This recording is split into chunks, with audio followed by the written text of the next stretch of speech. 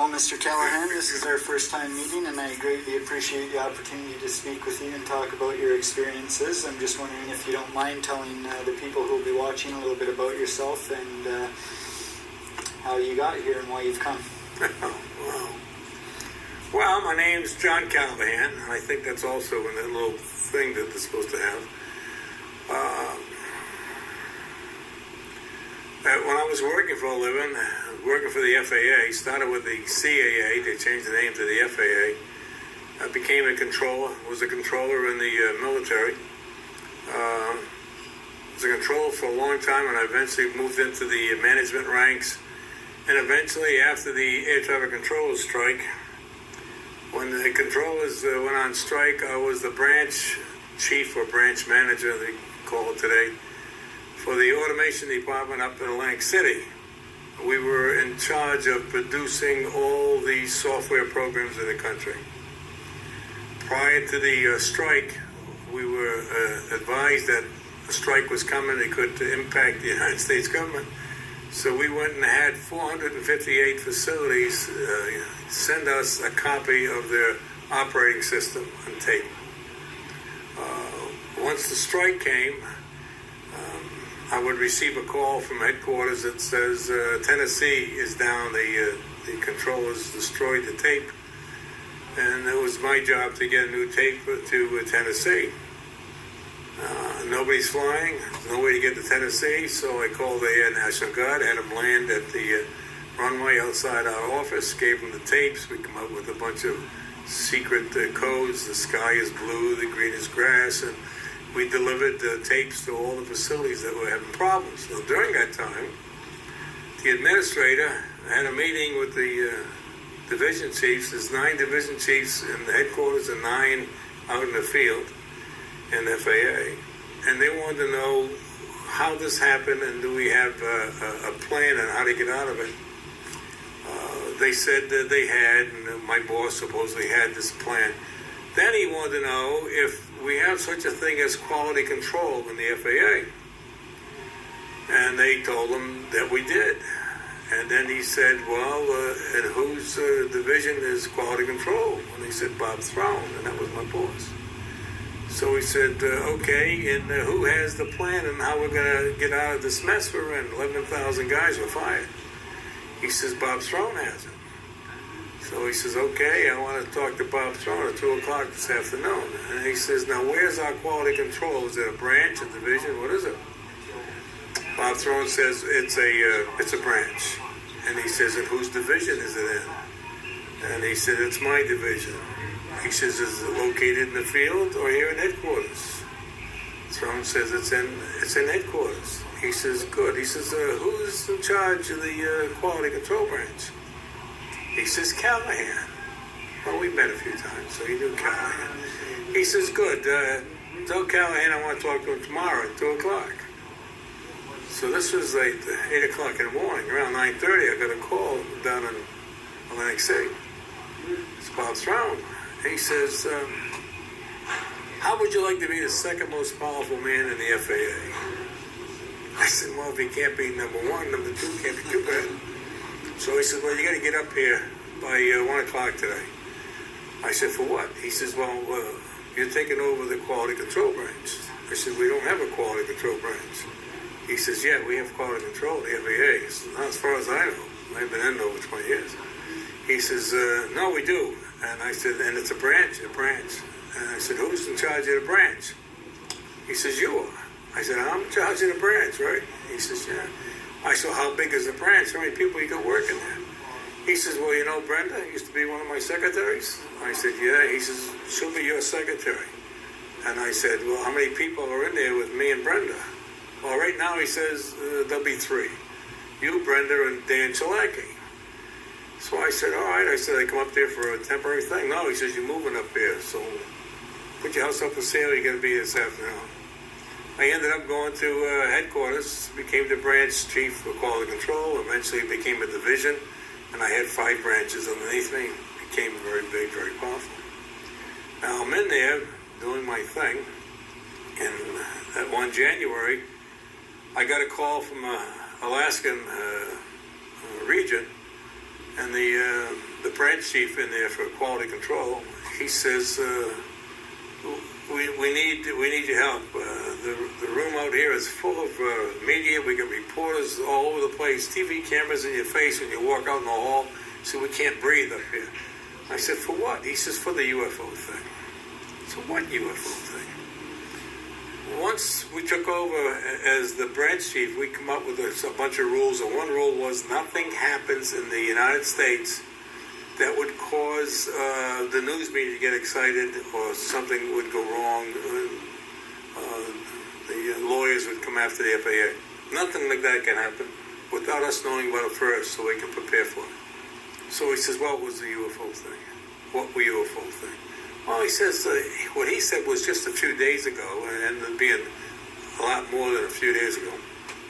A UFO chased a 747, a Japanese 747 across Alaska for 31 minutes. I said, a UFO? He says, yeah, but I mean, who believes in UFOs? I said, 31 minutes. He says, yeah. I said, well, I didn't see nothing. No write-ups come in. There was no, we didn't get any message or anything.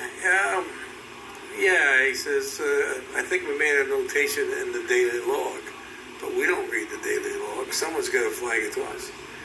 So he says, I don't know what to tell him. So that part's easy. Tell him it's under investigation, and then I want you to send it on the red eye tonight. I want the military tapes. I want the FAA tapes.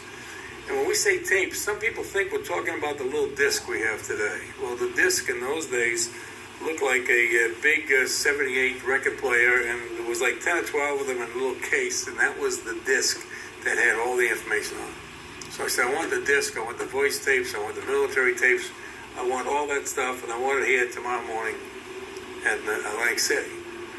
So they cried for a while, and then eventually they realized that they had to do it. So the next day, we drove up to Atlantic City, me and my associate administrator was at the time. We drove up to Atlantic City. And in Atlantic City, when I was there, I had 176 employees, and their job was to keep the automation system up and running, among other things. So I told them I wanted to go, and we had a computer that was more powerful than the NASA computer. It never went down, and it covers the whole United States. I said, I want to go into one of these rooms, and I want it set up as it was in the Alaska Center. I want to go over to what we call a PVD. Years ago, it was called a radar position. But we don't use the real radar anymore. We now use a digitized system, so it's called a plan view display. So it's a picture of the radar through the computer's eyes, which means you see targets a little differently. I said, I want that set up for Alaska. I want the voice tied in so that when they say he's over Alaska, I want the radar to have him over Alaska. I want it all synchronized. Not a problem. So we sat there, and they ran it for the first 30 minutes or so, and then they would shut it off. And I told them, don't shut this off until I tell you, shut it off. I ain't ready for that yet. So they ran it the second time. Second time, I took a video of what was happening. And I just bought that camera for Christmas, or my wife did, and I thought I would take a picture of what we were looking at because it looked interesting. And then they shut it off again, so I said, run it one more time, and this time don't shut it off, or you'll go get a new job tomorrow. So they ran it. And the reason that it turned out is that once the UFO had passed the 747, he started to go down to Alaska, and they had sent the United up to look at the 747 to see if he could see the UFO. And when the United went by and said, no, I can't see anything, it's clear as a day up here, you can see into next Tuesday, then they dropped the 747 down, started to set him up to land, and the United's going on to Alaska, and then right behind the United was another target, which ended up being the UFO, but nobody's supposed to know this. So anyway, we have that done. And then I went into the breakout room, and I had all the engineers. We had the hardware engineers, the software engineers, 6-8 of those guys in the room, and they're all experts. They're the ones that go out to IBM and digital, and they say, we want you to develop a new PVD for us. We want you to come up with the software that's going to do all this great, wonderful things. And they oversee what the IBM's doing, and they approve it step by step.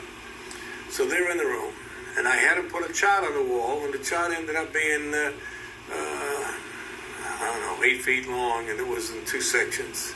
It was a regular graph chart, okay, 32 inches across, I think. And on there, they had every target that the 747 hit on the radar. They had it located, and it came down, made a big 360, went on. The next page, it came down, did some other maneuvers, and went on. And right next to it, they had all these little marks. These are the other targets that are around the 747. And they even made notations on that thing that says, this is the first time the pilot saw the UFO. This is the first time that the military saw the UFO. The military here said the target was the size of 2 primaries. Big target.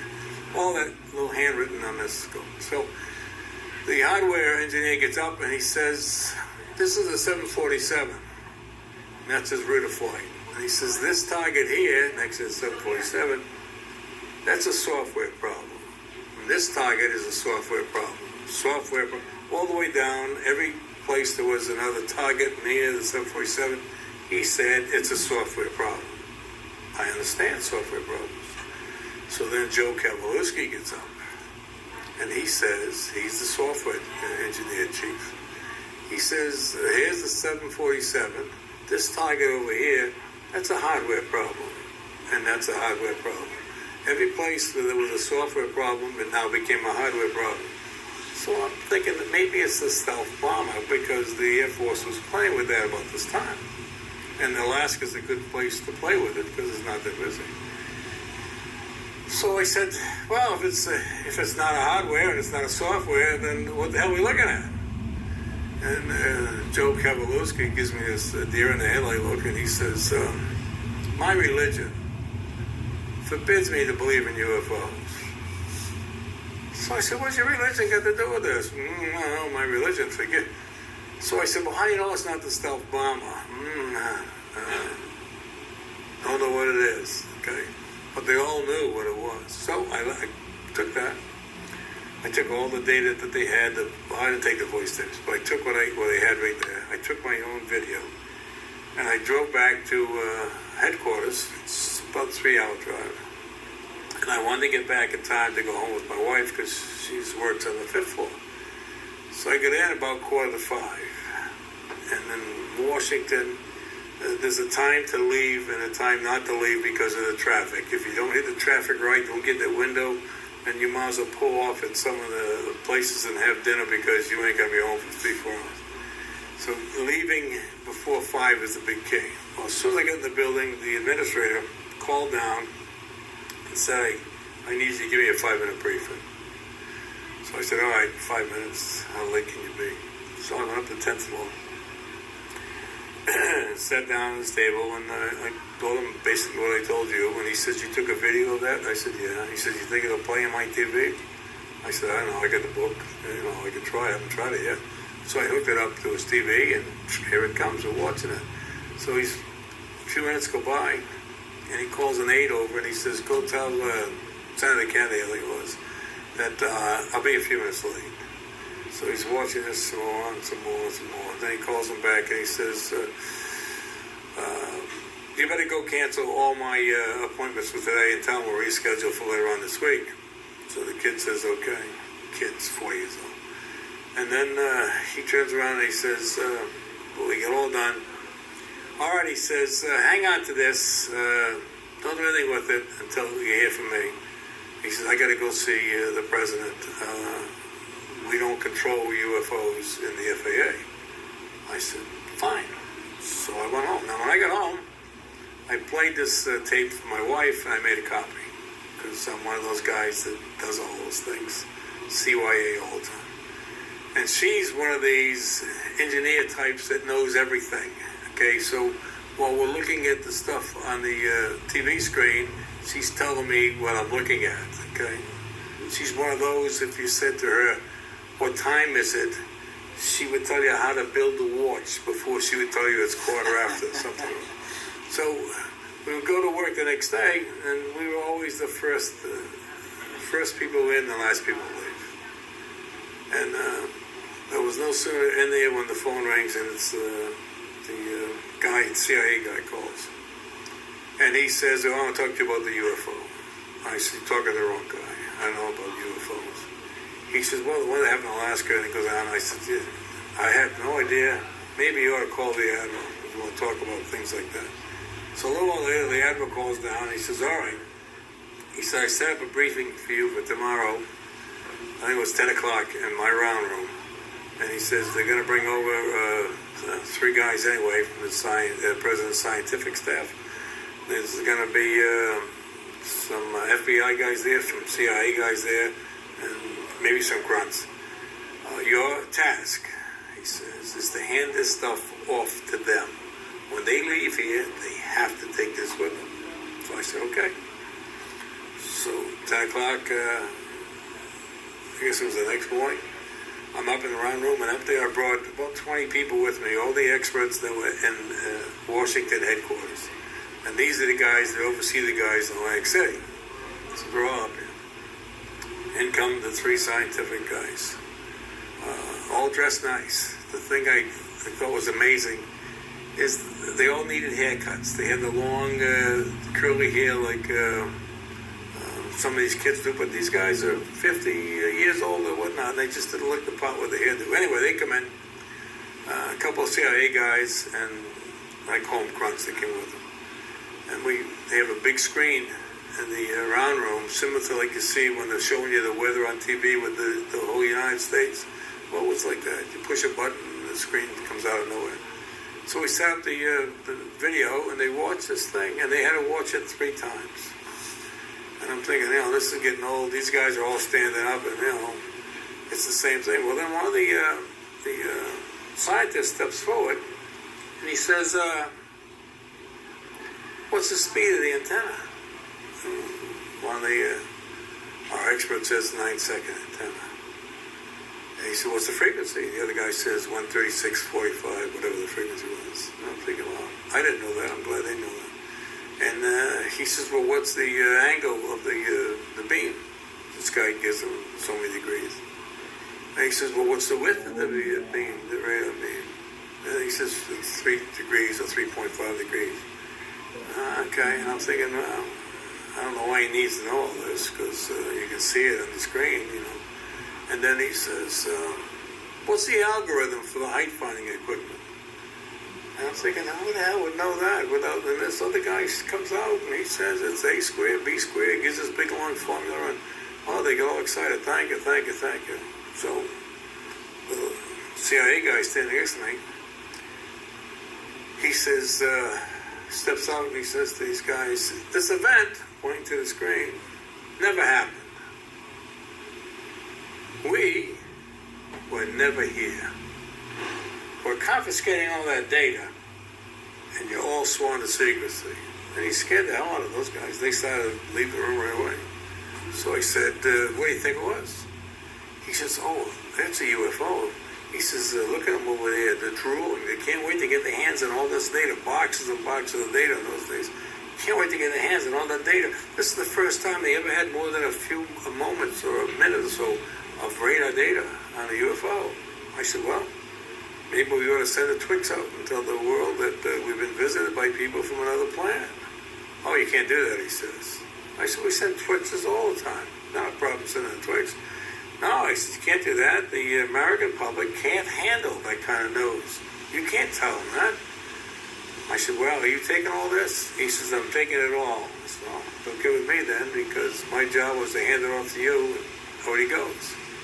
Now, I'm at another meeting where there are people there about UFOs.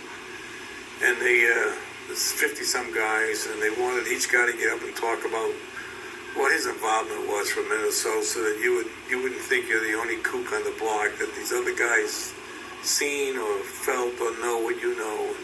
So you're not alone. So I told my story. And the guy next to me got up, and he was a colonel. And he said he was the OIC at McGuire Air Force Base one night back in March, something or other. And about 1 o'clock in the morning, OIC is officer in charge, if you didn't know.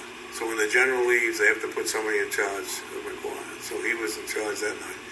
He's up in the breakout room. He's resting, and they got a call from the base operations. It's a major, and the major says, "You better get down to the runway right away. We just killed an alien." He said, "What's a Mexican doing on the runway?" He says, "No, it's not a Mexican. It's an alien." He says, "Well, what's an alien if it's not a Mexican?" He says, "You ain't gonna believe this. You gotta get your ass down there." So he gets his driver to take him down to the runway, and he's standing on the runway, he says, and he looks down, and here's a guy small enough to be a Mexican, and he's in a metallic suit. And then he says to the major, "Well, what the hell happened here?" And the major says, "Well, the best we can figure out is from the west, this UFO ship came across McGuire's airspace, and apparently they got hit with their radar and the frequency. It messed up their navigation, and it went right through here, went right through the fence over here at Fort Dix, and it crashed over there on the other side of the fence." It's a big hole in the fence. And they've already got people out there with rakes and shovels, and they're pulling the fence back together again. They're putting the sod down, and they got guys picking up the pieces that were broken. They're carrying them into the leaded vans to take them away. And he says the canopy or whatever it is opened up, and this guy come running out and came running across the field, and his security guard told him to halt. He didn't halt, so he shot him. I figured he probably couldn't speak English to begin with, so what good does that do? And he killed him. So then the major says, when the general comes in the morning, it's up to you to explain what happened. And he says, "I couldn't explain what happened if he was standing right here. Who the hell is going to believe anything like this happened?" Now, when he said that, the bells are going off my head. The lights are blinking. And he said, "Oh, Christ, that's why they wanted to know what the frequency was. That's why they wanted to know what the speed of the antenna was. That makes sense." And I said, then that other guy, the CIA guy, said, "This is the first time." And I let that go by for a long time. The first time they ever had more than a minute or a moment's radar data. Well, if that's the first time, then there must have been other times other than this is the first time. So I said, I'll be damned. All this time, this thing actually has been going on across our country. And that's about the extent of my involvement. So there's no doubt in your mind then that the American government and possibly military as well are covering up the existence of UFOs and extraterrestrials and go to great lengths to do so then? Yes, that's true. And the other thing that I keep getting asked by some of these other people who are quasi-experts, they want to know why the government doesn't come out with regulations to control the UFOs. And it's almost comical. It's like saying, come out with the regulation about illegal immigrants. The UFO people, they don't go by our rules and regulations. They travel so fast that most of the time, and this is what the other people don't know, that when you're sitting if this was your area on the radar, and that's all you're taking care of, it's a 200 by 500 mile zone, and right next to it is mine, 2 by 500. When the radar goes by, it picks up a little dot right here. That's the UFO. Right next to it over here is a 747 traveling maybe at 600 miles an hour. So that means he's going 10 miles a minute, something like this, okay? Well, 10 seconds later, the 747 is right here. The UFO is over here. And it's just a dot, just one dot, that's all it is. And then 10 seconds later, he's in my area. And then 10 seconds later, he's in this guy's area. So when you're working traffic and you're talking to this guy coming up, and all of a sudden you see a dot over here, you look at that and say to yourself, well, let's see where he is the next time the sweep comes by. Well, when the sweep comes by, you expect to see him 4 or 5 miles from where he was. He's no longer there. He's gone because he's over here or over here. So it doesn't register. They don't fly under our rules and regulations. They don't have transponders. A transponder is a radio in the airplane that operates on a special code or another code. And they keep sending out this code to the computer. When the computer picks up that code, it goes through its own quality control, and it says, all right, he's on the code 1526. We go to our panel, and we see who's got code 1526, whatever it was. And it says JLL 1650, that's his code. Then it goes to another folder that does all this in a twinkling of an eye. It says the run length of this aircraft is this much. Check the run length, and it goes down and says a run length when it's this size has to be a 747. So the computer says he's on the right code. He's squawking, so we're getting a normal code, and he's a 747, and he's at the altitude he should be at, and it measures the altitude. So it says we know who he is. That's the way it works. That's the new system. The UFOs don't have transponders. They don't know our rules and regulations. At least if they did, they probably wouldn't fly here. And why they're coming down to watch us do what we're doing beats me. But we can't have regulations to restrict the UFOs until we can talk to them and come up with some type of a treaty or an agreement. But there are people that think that should be in our rules and regulations that handle UFOs. And the only thing it does is that if a pilot complains about somebody coming too close to them, then they have procedures to follow it up. This is the other problem. Might as well make you smart as a whip anyway. Years ago, we changed the way we did business. I started with the FAA before radar. We just had trips for payment. Once the radar come in, everything changed a little bit. But if we had regulations that says if you fly at 10,000 or below, you can't be any faster than 250 knots. If you're going to fly long distance, we have what they call today jet airways. Before you had intermediate airways, then they went to jet airways. Now it's just the low stuff, and then it's the jet airways. If you're going to fly above 18,000 feet, then you have to have a transponder. It has to be working, and then they have rules for if you're going to the west, it's an even altitude. If you're going to the east, it's an odd, and they call it the Neod in Swede, which is the way to say in southwest. South or west is even, and the other is up. Anyway, the UFOs don't have a transponder. If you're going to take off over here from Dulles and you're in a Learjet and you're going to go across country, and you call for the clearance, and the controller gives you his clearance, then he says squawk code 2137 or something. Well, he tunes in 2137, and the controller doesn't see the code show up. He only sees the little dot. He's supposed to see a slash saying the controller, the transponder's on. So he'll call me again, I'll tell him, check your transponder, 2137, the guy does again. Then they'll say, well, transmit. So then they'll get a big signal over here. The guy does all that, nothing happens. So he says, well, we can clear you, but you can't go above 18,000. We're going to go from here to the West Coast below 18,000. It's going to cost them a fortune. So they're listening on the frequency, and here's United in front of him. He's going to the West Coast. He's going at flight levels. So the Learjet calls back and says, cancel my IFR. We're going to go VFR. We'll stay below 18,000. Air traffic don't care. It's a nice day out. So they clear him off on the runway, clear him for takeoff. He takes off. He gets up in the air, and then he says so long to the air traffic people, and they sees the United going. He just slides over a little bit and starts following the United. And he's listening to the frequency. Now he's going to LA at high altitude, and everything's fine. So he stays behind the United. Well, after a while, someone between here and LA is going to have a problem with too many airplanes in one area, so they're going to turn this guy to get separation, or they'll change his altitude, or they'll tell him, reduce your speed to 250 knots, this is for traffic. So the United pulls back 250, and this guy keeps going. And when he shoots by, the United looks down and says, I got traffic off my left here, about 500 feet below me. And the controller will say, can you make out any markings? Can you see the tail number? And he says, well, yeah, I can give you the tail number. And I can tell you also that his watch is 10 minutes fast. And they shot right by.